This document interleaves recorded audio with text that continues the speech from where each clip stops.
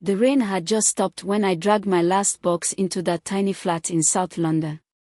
I had promised myself a fresh start after everything I left behind in Lagos, but my heart carried more scars than I wanted to admit. I wanted silence, healing, nothing dramatic. I wanted to breathe again. But life, as always, had its own plans. The first time I saw Obinna was through my window. He was locking his bicycle, his shirt clinging to his back from the rain. He looked ordinary, but in a way that made me curious. He glanced up, caught my eyes for a split second, and nodded politely. Just a nod. No smile. No word. It should have ended there. But something about him lingered in my thoughts. Days turned into weeks and our paths crossed in odd ways. The corridor. The laundry room. The corner shop. Always brief, always quiet. Yet the air between us carried a tension that words could not hide. One night, I came home late from work and found him sitting on the steps outside. He looked lost, his face buried in his palms. I wanted to keep walking, but my legs betrayed me. I asked softly, "Are you all right?" He looked up at me with eyes heavy from battles I could not name and whispered, "Not really." That was the first real conversation we had. From that night on, we became two lonely souls colliding in a world that often felt too cold. He would knock on my door with tea when I looked tired. I would slip notes under his door when his light stayed off for too long. Slowly, trust bloomed where silence once lived. And yet, I knew he was hiding something. Sometimes he would disappear for days.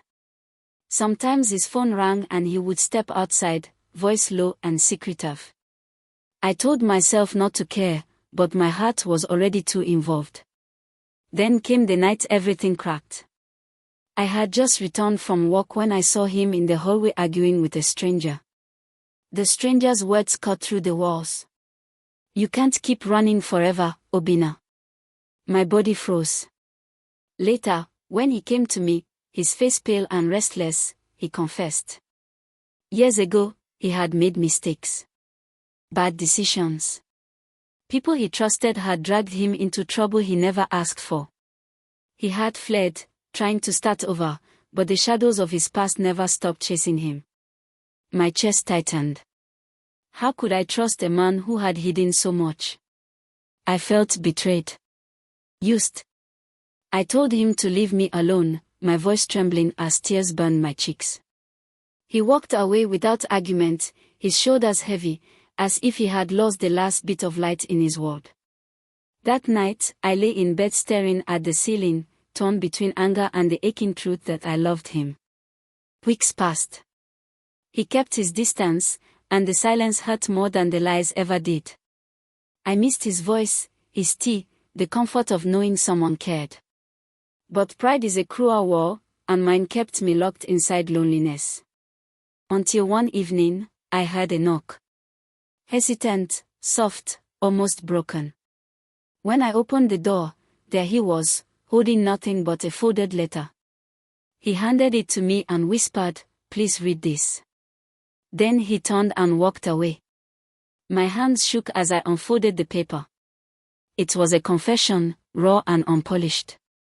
He wrote about the boy he used to be, the poor choices, the regrets that ate him alive. But more than that, he wrote about me.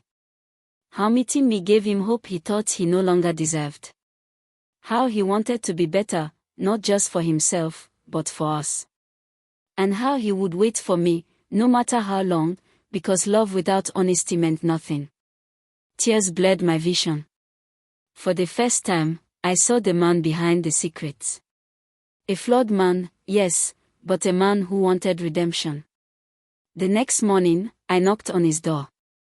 He opened it, eyes swollen from lack of sleep, and before he could speak, I wrapped my arms around him. We stood there, two broken pieces finally deciding to fit together. The weeks that followed were not easy. Trust is not rebuilt overnight. But love has a way of mending what pride tries to destroy. We talked. We cried. We forgave. And slowly, the cracks became less visible. Our romance was not the fairy tale I once dreamed of. It was messy, fragile, and real. And maybe that is why it felt so powerful. Now, as I sit here sharing this with you, I realize love is not about finding someone perfect. It is about finding someone willing to fight for redemption, for growth, for a second chance. Obine taught me that broken people can still build something beautiful if they choose truth over fear. So I will leave you with a question. Have you ever loved someone so deeply that their flaws almost pushed you away, but their willingness to change pulled you back? I want to hear your stories in the comments because your words might be the inspiration someone else desperately needs tonight. And before you go, please do not forget to like, share, and subscribe so more people can join us in this circle of stories where hearts heal and hope rises.